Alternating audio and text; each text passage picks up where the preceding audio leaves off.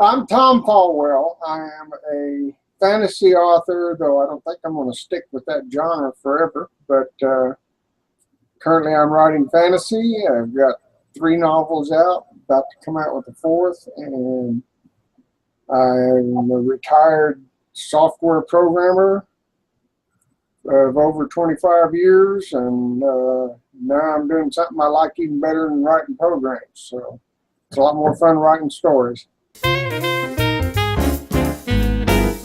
So what is your writing process? I don't really have a process. I have learned that as I did with the first book, I just sit down and start.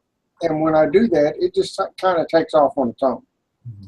Interacting as I'm writing with what I'm doing gives me ideas. So I guess I do a lot of pan-string, but I do kind of tend to plot some things out. So I like to have some consistency with a plot, and not just go all over the place. So. When do you feel like you're at your most creative? Probably while I'm sleeping. I tend to dream a lot about what I'm writing, and sometimes what I dream will actually end up in the story, but probably majority of the time what I'm dreaming just kind of gives me ideas and guides me along the way. What is it about writing that fulfills you? Being able to create something, I think. As a programmer, that was always what drove me, was just being able to create a program and something that people could use, and either it was practical or it was entertaining. With the writing, I'm not trying to write for any particular people or group of people other than myself. But it thrills me when somebody reads it and says, "Oh, that was great," So that gives me a good kick and makes me want to do some more.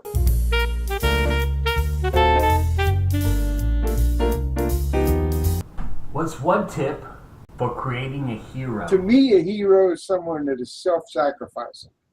Someone who puts everybody else ahead of themselves and will do what it takes to protect and to serve.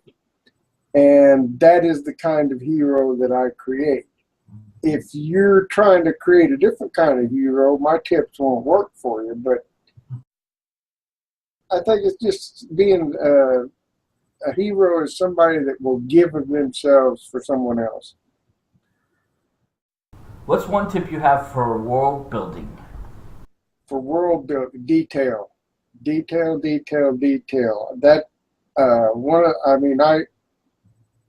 I started out trying to do this with my first book, Dragon Rising, and I created a kingdom. And I realized this ain't enough. I want a world. I don't want just a little kingdom sitting off here, because I kept wanting to expand it and go somewhere else with it. Mm-hmm. So before I started my Rangers of Lorien series, I sat down and created a whole world. I created some background for it, time frame, decided how the months would pass, the seasons, the economics, the political landscape of it. And that process never ended. Even after I started writing the story, I've been making changes to that, adding to it. And I'm currently writing a Chronicles of Her, which is a detail of the history all the way up to where my series actually starts. So, when you're creating history, what is it you've been most ritualistic about? What is your philosophy that you stand by always? I guess for me, the philosophy I always use is good always wins. It's good over evil for me. I mean, that's the kind of stories I was raised up on. That's the kind of stories I've always loved to read. And I know some people like to have the bad guys win sometimes, but for me, the bad guys, they can win a battle, but they can't win the war. It's just not that I always have happy endings. It'll be a solid, resolved ending, and there may be some tragedy involved in that, but the good guys will always win.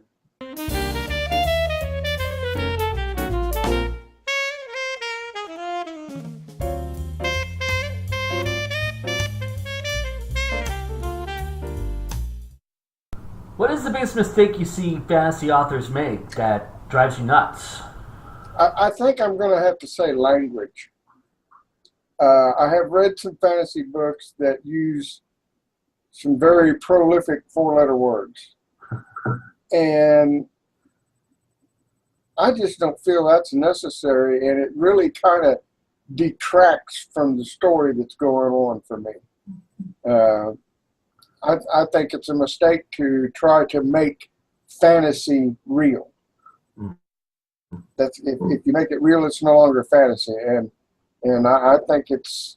I mean, I know they're going to have expletives of somewhat form or another, but I always try to make something new, like by the stars or rock and stone, you know, just to fit the scene that you're in, rather than you using everyday English profanity. It just doesn't seem to fit for me. You do an interview series called Essentia. So, if you could interview anybody, dead or alive, who would you want to go after? Mark Twain would be a lot of fun, I think.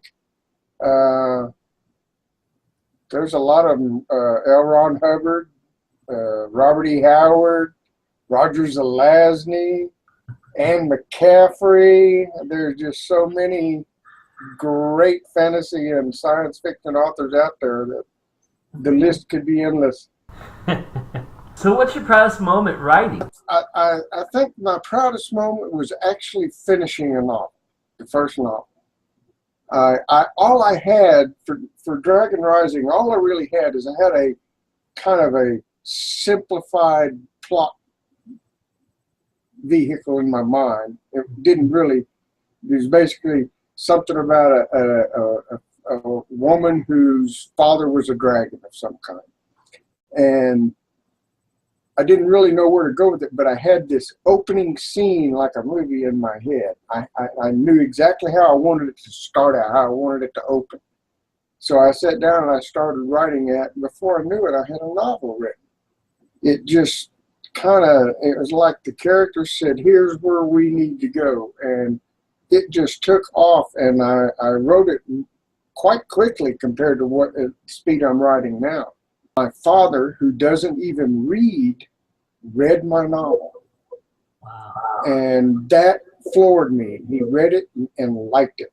And that was, to me, the proudest moment I think I've had so far.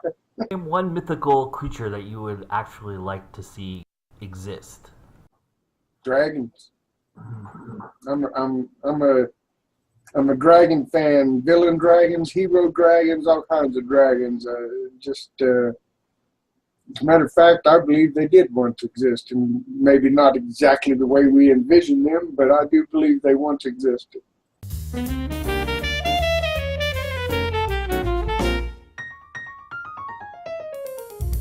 You can find me on my website more than anywhere else, tomfallwell.com. That's 4 L's in Fallwell. I've got a little bookstore on there, and my blog, and it's got links to all my social media. I'm on Facebook and Goodreads. And Tom, thank you so much. Thank you, Joe. J.R.R. Tolkien's at the top of my list. What he did, I read The Hobbit, and then I read Lord of the Rings trilogy, and I read Silmarillion, and just I know his son had a lot to do with the Silmarillion too, but just the world that he created, that is an inspiration for me. I want to create a world that rich in detail and history. I actually had a few people ask if I was going to do any more with the Dragon Rising, and I am actually anticipating maybe doing some more with that. I don't know. I might do some prequel and maybe some sequel. The story left a lot of unanswered questions, I think, as to how things came to be the way they were and where things are going to go afterwards. So I've even got a way to bring back a villain, maybe even in that. So I'm considering that.